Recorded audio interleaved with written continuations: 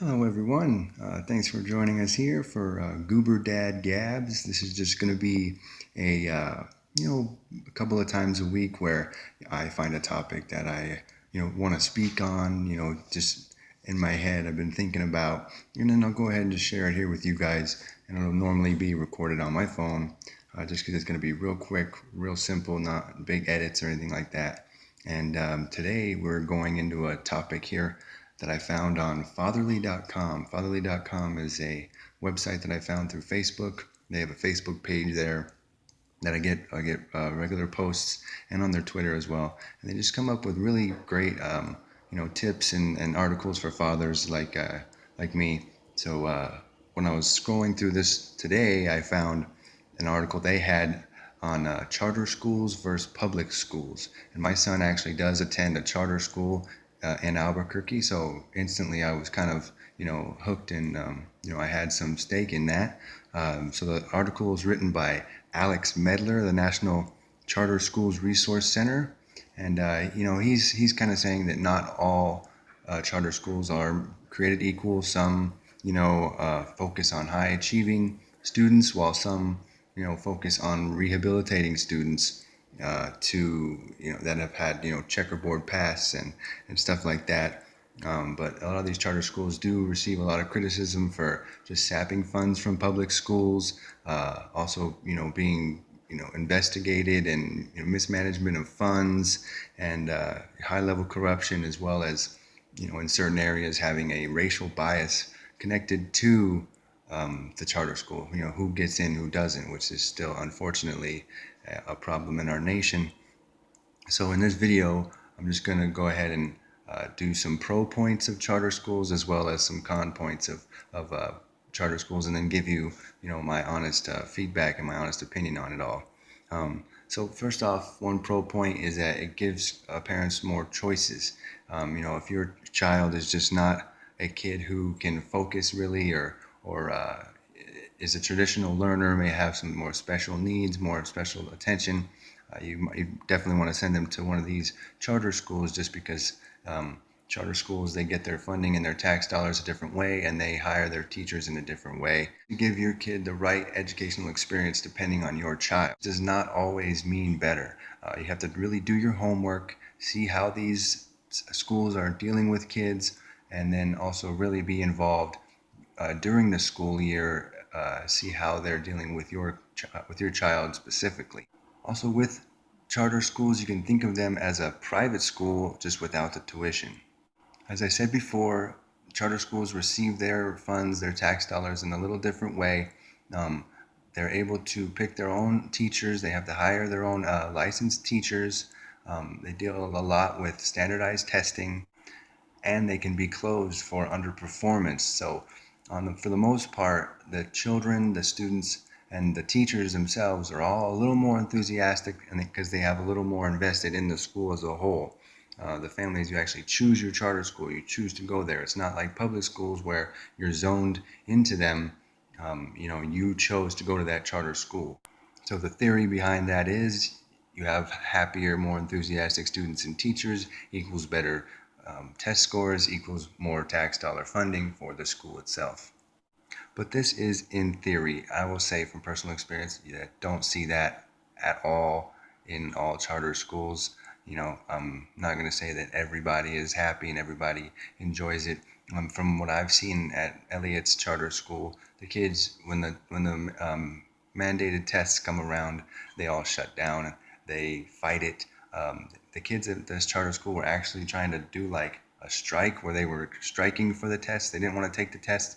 I don't know if it was because they didn't understand why the tests were being given, or they were just trying, just to strike for no reason, because they had to take a test, or they had to be in there early to take a test. It just blew me away. I didn't understand why that was happening at all. Another pro for these charter schools is that they are chock full of innovation. If, like I said before, if your child doesn't learn in a normal way, sometimes these charter schools can be a relief to that, because it is smaller, more centralized, more localized, and that the focus really is supposed to go on the student.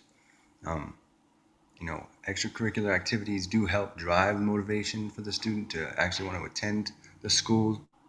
at Elliott School, they have a program for the seventh grade and above that if your grades are good enough and your application, they approve it and they deem you worthy and that you're able to participate in it, they will actually put you through a program where you receive your pilot's license. So then you go into high school already having a career set of skills in your back pocket. And see, I wish more schools would do that. That's something that I don't understand. Why focus on trigonometry and these sciences and certain chemistries that I will never even learn? Things that I forgot way long ago. It evacuated my brain so long ago. Why would you focus on that? I wish more schools would focus on things that you will actually use, how to properly use your debit card, how to cook for yourself and shop at a grocery store for yourself. Where's that school? Because that's the school I want to send my kids to. One more pro of these charter schools is that important people like charter schools. Since these charter schools had come around in the early 90s, every American president has supported them, all the way from Bill Clinton to now our president-elect Donald Trump. Now getting into the cons of these charter schools, in 2015 and 2016, many of the national and local newspapers did exposés on the corruption of these charter schools. The Akron Beacon Journal found that Ohio charter schools misspent more than 4 times more taxpayer money than any other taxpayer-funded agency. I love this one. The Florida Sun-Sentinel reported that a charter school operator was given $450,000 just months after 2 of his charter schools collapsed. I wish I could just ruin my career in my company and then months later, hey, can I have $500,000? And they're like, sure.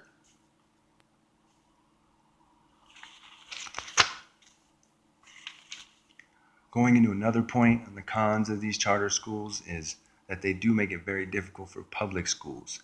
As I said before, a lot of the people, if you're an exemplary student, your parents want you to go to a charter school, or the charter school wants you to actually go. They will call your parents and say, hey, we'd like you to apply to our charter school. But see, in a lot of these places, they make it very difficult for people to want to go or to be able to go with a very complicated application process and not participating in lower income school lunches. Elliott School does not have a school lunch program, so we have to provide his lunch every day. So what if a family hits a rough patch? Then that kid goes to school hungry, and then he's not doing his work properly. He's not fed right. So then what happens? And since these charter schools do take all the higher achiever students, then therefore the public schools their test scores are not as good. So then they suffer. They do not receive as much funding as they should, but they still have the overhead for the cafeteria, for the gymnasium, for after school activities. And after school activities begin getting cut, such as fine arts and music. What most people don't know is that charter school teachers actually make less than public school teachers. The younger, newer teachers that come in, the charter schools are not subject to some of these labor laws. So some of these teachers are working 50, 60, 70 hours a week. So turnover is very, very high in these charter schools, meaning, that they come in, they see the intense workload and what they have to go through and the low pay. And so there's a lot of turnover. So then that creates an instability in the classroom. So then how does your kid supposed to, feel about that? When you don't have continuity in your teachers, it makes it even harder to study and to be, involved. So with all that said, the pros and the cons of charter schools, I'd really like to know what you guys think in the comments below and also on our blog, thegooberdad.postachio. Links, as always, are always in the description for everything we talk about. But, as a parent of a child who is in a charter school, I really can't, maybe it's just the one. I haven't been to a bunch of charter schools. Maybe it's just the one, but I can't really get behind the idea of the charter school. It's private funding and it's all privatized and so much mismanagement and misconduct. There's no accountability, and the fact of the matter that our school doesn't provide lunches, no after school activities. Like I said, just basketball, one basketball team for an entire school. And my son is pretty athletic, and I would assume could make a team, was turned away and didn't make it. And that's a little odd for me. But I just believe, in kids. I went to public school. I believe in kids going to public school, being in that melting pot, seeing all the different cultures, interacting with a lot of different people, and then also receiving opportunities to do things.